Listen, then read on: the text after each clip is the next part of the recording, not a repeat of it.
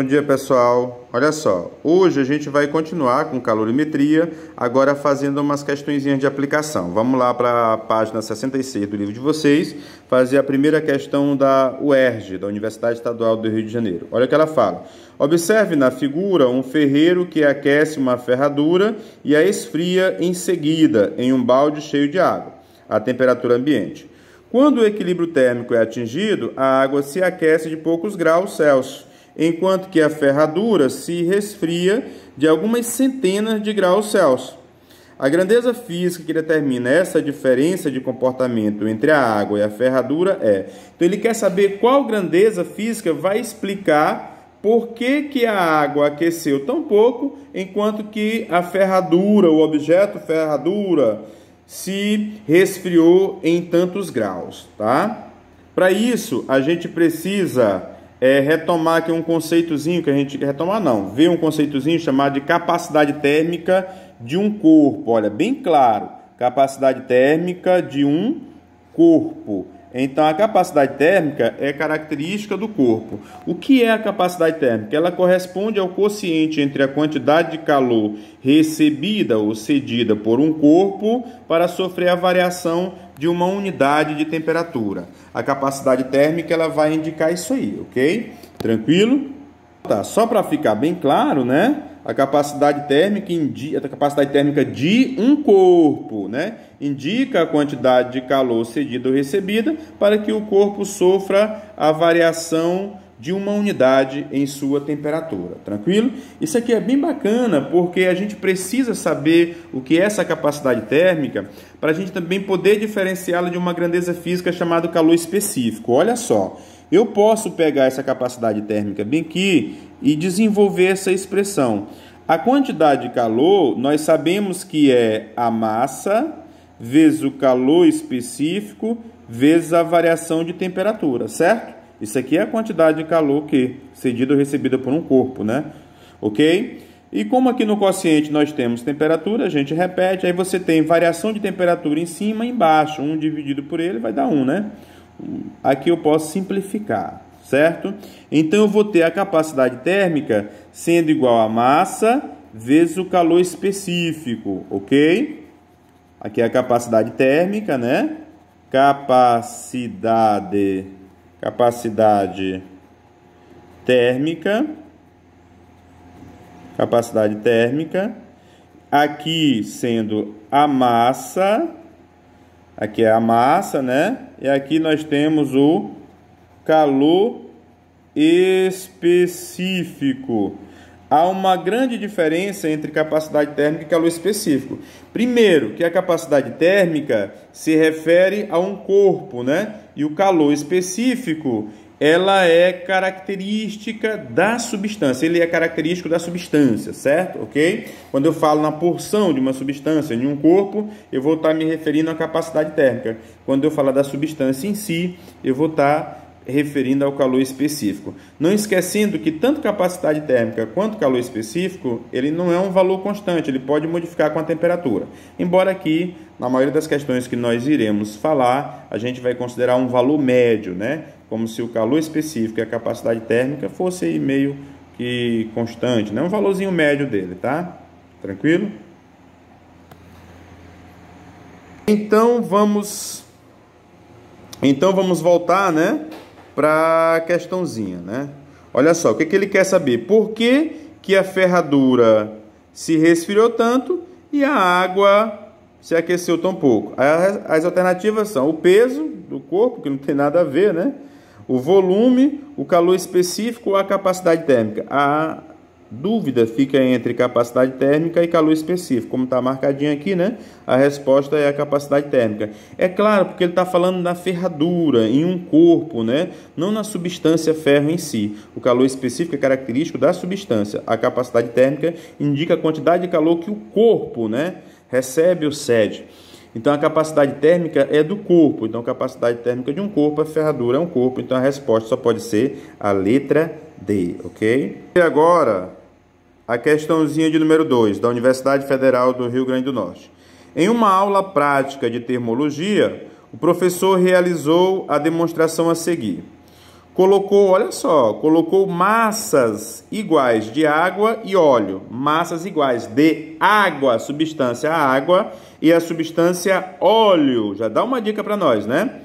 A mesma temperatura, respectivamente, em 2 recipientes de vidro pirex, isolado termicamente em suas laterais respectivas,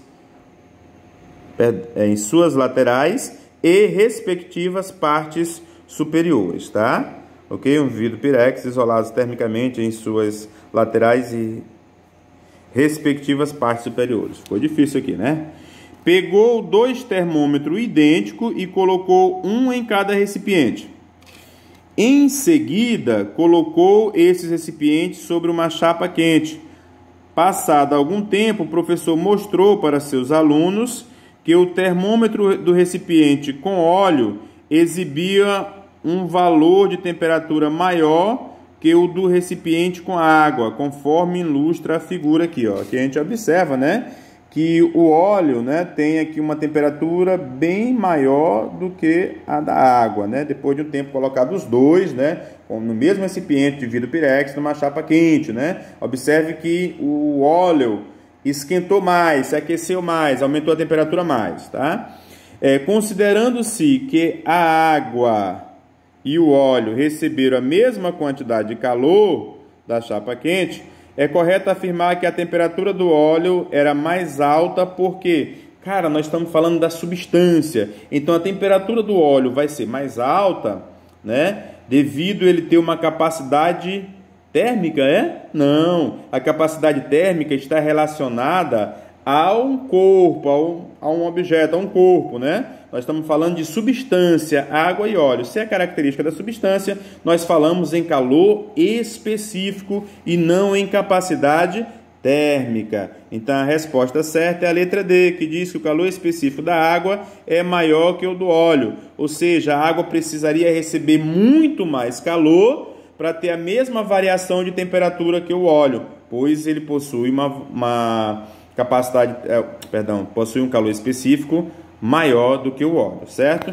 Então é claro que como o óleo tem um calor específico menor, ele sofreu uma variação de temperatura maior, recebendo a mesma quantidade de calor. Ele precisa receber menos calor para variar mais a sua temperatura, devido ao seu calor específico ser menor do que o da água, ou seja, o calor específico da água é maior do que o óleo. Bem rapidinho, o calor específico da água é maior, então precisa receber mais calor para sofrer a mesma variação de temperatura. Como eles receberam igual quantidade de calor, então a água se aquece menos, pois tem um calor específico maior, e já o óleo se aquece mais, pois tem um calor específico menor, ok? Bem, pessoal, vamos fazer mais uma questãozinha teórica, né? Aí eu vou postar para que a aula não fique muito grande. Aí eu faço outras questões, né? Para a aula não ficar grande demais, tá? O vídeo não ficar muito grande. Questãozinha aqui, Minas Gerais, diz assim, ó. Tia Anastácia é famosa por sua habilidade na cozinha. Um de seus pratos mais famosos é o risoto de camarão, feito em panela de pedra. Olha só, panela, um corpo, um objeto, panela de pedra. Inácia, sobrinha de tia Anastácia, ao tentar reproduzir o famoso prato, frustrou-se, pois apesar de todos os seus cuidados e da bela aparência do prato, quando do momento da retirada do fogo, surpreendeu-se com o fato de que, posto à mesa, o arroz acabou por queimar. Ou seja, depois que ela retirou a panela do fogo, colocou ali na mesa e mesmo assim o arroz acabou por queimar. Tranquilo? Ao questionar tia Anastácia sobre o ocorrido, esta lhe respondeu que o segredo do cozimento dos alimentos em panela de pedra, para que a comida não queime, está no fato de se retirar a panela do fogo um pouco antes que o prato esteja totalmente cozido, ou seja, você pega o prato ainda sem estar cozido e retira do fogo. Questões interessantes. Nas palavras de tia Anastácia, a quentura da panela acaba por cozer os alimentos, mesmo que ela já não esteja mais no fogo. Dentre as afirmações a seguir, qual a que explica corretamente a quentura da panela de pedra salientada por tia Anastácia? Bem, gente, o que poderia explicar isso? Por que esse arroz ainda iria queimar, né, quando tivesse já fora do fogo, né, dentro da panela? A explicação está relacionada, estou falando da panela, do corpo, né, com a capacidade térmica dela, né? A capacidade térmica da panela. Quando você retira ela do fogo, né, no processo de resfriamento, ela libera uma grande quantidade de calor, sofrendo uma pequena variação de temperatura, ou seja, ela tem uma grande capacidade térmica. Como a panela tem uma grande capacidade térmica, ao sofrer uma pequena variação de temperatura, mesmo sendo pequena a variação de temperatura, ela libera uma grande quantidade de calor, que pode levar a queimar o alimento, ok? Mas vamos ver as questõezinhas, as alternativas. Letra A. A capacidade térmica da panela de pedra é muito pequena. Não, se a capacidade térmica fosse muito pequena, ela liberaria pouco calor para uma variação muito grande de temperatura, que é o que não acontece, pois a panela já saiu do fogo. Ela está se resfriando aqui, né? Ok? Bem, letra B. A capacidade térmica da panela é grande, certo? Permitindo que seu resfriamento se dê com rapidez. Não, se a capacidade térmica é grande, ela não vai se resfriar rapidamente, porque ela libera muito calor para sofrer uma variação pequena de temperatura. Então ela não se resfria rapidamente, ela se resfria lentamente, tá? Letra C, tá aqui marcadinha, né? A capacidade térmica da panela é grande, o que significa que para uma pequena variação de temperatura no resfriamento, a panela irradia grande quantidade de calor, o que pode queimar o alimento, tá correto? Capacidade térmica grande, sofrendo uma pequena variação de temperatura, ela está liberando muito calor. E essa quantidade de calor liberada pode levar o alimento a ficar queimado, ok? Tranquilo? Só para desencargo de consciência, vamos ver a letra D. A frase da tia Anastácia é mais uma crendice popular. O fato de a comida ter queimado não está relacionado à panela de pedra, e sim ao tempo excessivo à espera do prato na mesa. Cara, tempo excessivo do prato na mesa, isso ia congelar ele, né? A comida ia ficar fria, não tem nada a ver. Letra E. A pedra de que é feita a panela tem capacidade de reproduzir calor quando estimulada, acabando por queimar o alimento. Não, isso tem nada a ver, gente. Pelo amor de Deus, né? Ok? Tranquilo? Isso aí, inclusive, vai de encontro ao próprio conceito de calor, né? Ok? Tranquilo. Vamos postar essa aulinha. Aí depois a gente faz mais questões e eu vou postando para vocês. Certo? Um abraço.